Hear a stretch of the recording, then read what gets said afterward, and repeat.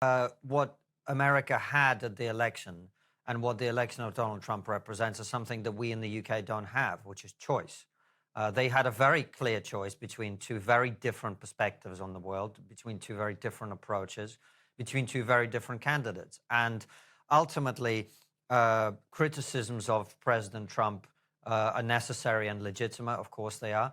But at the end of the day, I believe, having spent quite a lot of time in America around election time and also just generally and traveling around real America, not just in DC and LA and New York, the reason that he was elected was that the American people are not prepared to accept what Europeans have decided they're prepared to accept, which is managed decline.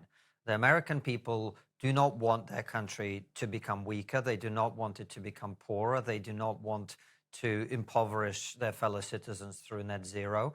What they want is their country to be great, their country to be powerful, their country to be influential.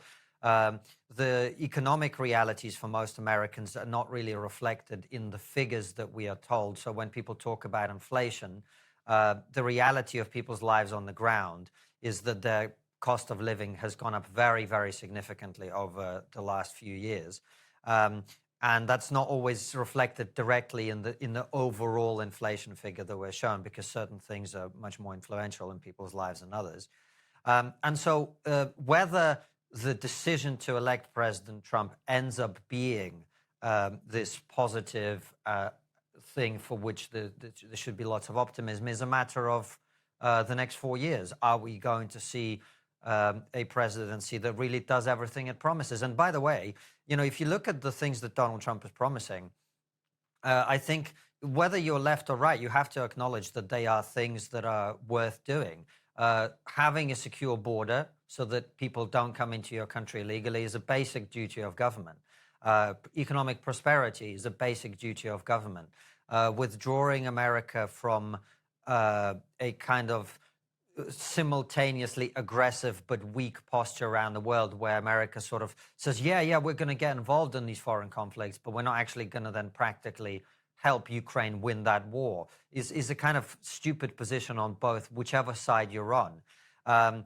So on all of these things, and of course, Scott mentioned wokeness. I think he's absolutely right that there is a massive backlash happening around the world, because lots and lots of people who were completely apolitical until the last 3 or 4 years, or maybe until 2016, just feel like the world has gone crazy, and suddenly they're supposed to pretend that men can change sex and become women, and now they're entitled to be in female prisons. And if your teenager says that they are the opposite sex, you're supposed to chop their breasts off, and all of this other stuff that ordinary people just look at and go, this is crazy.